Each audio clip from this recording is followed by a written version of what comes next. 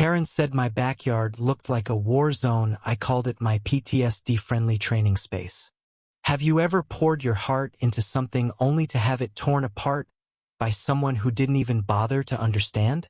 That's exactly what happened when Karen, my nosy neighbor with a knack for unsolicited opinions, marched up to my fence one crisp autumn morning. "Your backyard is a disgrace," she barked, her voice sharp enough to slice through the morning fog. "It looks like a war zone. You're bringing down the whole neighborhood's property values." Her manicured finger pointed accusingly at the obstacle course I'd spent months building. Tires stacked in jagged pyramids, a rope wall swaying in the breeze, and a sandpit I dug myself for practicing low crawls. To her, it was chaos. To me, it was salvation, a training space designed to help veterans like me manage PTSD through physical discipline and purpose. I stood there, hands on my hips, feeling the heat rise in my chest. I'd served 2 tours in Afghanistan, seen things no one should, and come home with scars that didn't show. The backyard wasn't just a yard. It was my lifeline, a place where I could channel the noise in my head into something tangible. Every tire I flipped, every rope I climbed, was a step toward keeping the darkness at bay. But Karen didn't know that. She didn't ask. She just saw a mess and decided to make it her mission to fix me. I tried to explain. "Karen, this isn't just a backyard. It's a training ground for vets. We use it to stay strong, mentally and physically." Her eyes narrowed, lips pursed like she'd bitten a lemon. "Well, it's an eyesore," she snapped. "I'm filing a complaint with the HOA. You'll hear from them soon." With that, she spun on her heels, her pristine sneakers crunching on her perfectly edged lawn as she stormed off. I stared at the obstacle course, my heart pounding not from anger, but from the fear that she might actually take this away from me. The truth was, the backyard wasn't just for me. After I got out of the service, I started a small group for local veterans, a place where we could train together, talk without judgment, and rebuild what the war had chipped away. The obstacle course was our sanctuary. Every Saturday, a handful of us men and women who'd seen too much would gather to sweat, laugh, and sometimes cry. There was Jake, a Marine who lost his leg to an IED and still outran most of us on the course. Maria, an Army medic who could deadlift a truck tire but struggled with nightmares. And then there was Tim, the quiet kid who barely spoke but showed up every week, his eyes a little brighter after each session. This wasn't a war zone. It was a haven. But Karen didn't care about any of that. The next day, an HOA notice arrived, citing unsightly modifications and demanding I restore the property to a presentable state within 2 weeks or face fines. I read the letter twice, my hands shaking. The HOA board, led by Karen's husband, Greg, was notorious for enforcing their cookie-cutter vision of suburban perfection. I'd heard stories of neighbors being bullied into compliance misses, Larson forced to repaint her mailbox, the Wilsons fined for a slightly overgrown hedge. But this wasn't about a mailbox or a hedge. This was my life. I wasn't going down without a fight. I called Jake, Maria, and Tim, and we hatched a plan. First, we cleaned up the course not to make it pretty, but to make it look intentional, professional. We painted the tires, reinforced the rope wall, and posted a sign, Veterans Resilience Training Ground. Then, I did something Karen wouldn't expect. I invited her to see what we were really doing. I slipped a note under her door, polite but firm, asking her to join us at our next session. "Come see what this war zone is about," I wrote. "You might be surprised." The twist came when I learned Karen wasn't just a busybody, had her own story. Jake, who knew everyone in town, told me over coffee that Karen's brother had been a soldier, killed in action years ago.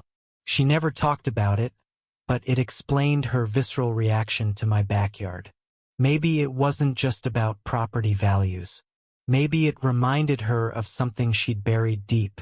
I didn't know whether to feel sorry for her or more determined to make her understand.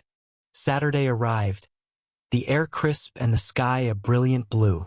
My crew showed up early, setting up the course and warming up. I half expected Karen to ignore my invitation, but at 9 a.m. sharp, there she was, standing at the edge of my yard in her pristine athleisure, arms crossed, looking like she'd rather be anywhere else. Greg was with her, his HOA clipboard in hand, probably ready to jot down violations. I took a deep breath and welcomed them both. "Karen, Greg, thanks for coming," I said, keeping my voice steady. "This is where we train. Not just our bodies, but our minds. Every piece here has a purpose."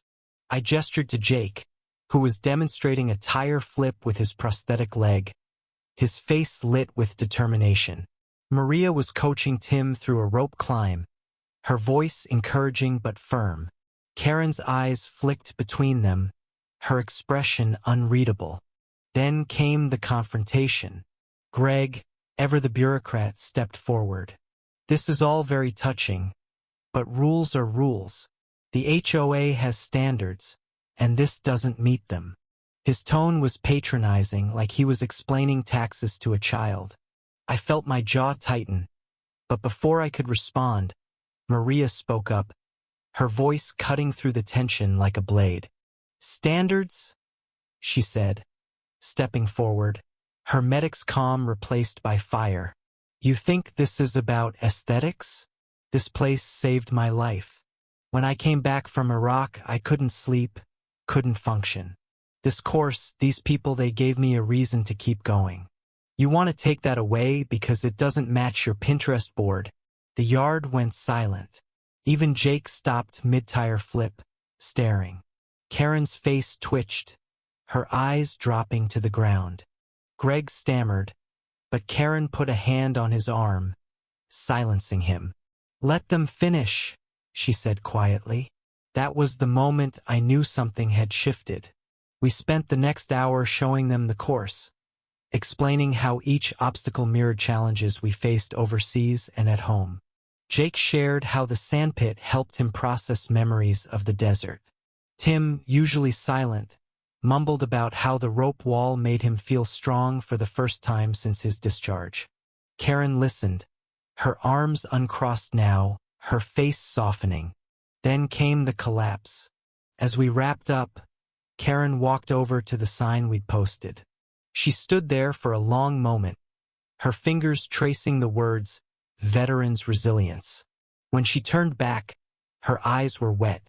"My brother, he didn't have something like this," she said, her voice barely above a whisper. Maybe if he did, she didn't finish the sentence, but she didn't need to. Greg looked like he wanted to crawl under a rock. He muttered something about reviewing the complaint and shuffled off, leaving Karen behind. I seized the moment. "Karen, you're welcome here anytime," I said. "This place isn't just for us. It's for anyone who needs to heal." She nodded, wiping her eyes, and left without another word. The next day, the HOA notice was withdrawn. Greg sent a curt email saying they'd reassessed the situation. But the real victory came a week later when Karen showed up at our Saturday session not to complain, but to watch. She didn't say much, but she stayed the whole time, and when Maria offered her a chance to try the rope wall, she didn't say no. She didn't make it to the top, but the effort was enough. In the end, the backyard stayed, and so did our group, stronger than ever. Karen never became a regular, but she stopped glaring over the fence. Sometimes, I'd catch her watching from her porch, a faint smile on her face. The war zone was still there, but now it was a symbol of something bigger: resilience, redemption, and the power of understanding over judgment. What would you have done in my shoes? Faced with a neighbor like Karen, would you fight for your space or try to meet her halfway? Share your thoughts. I am curious to hear where you stand.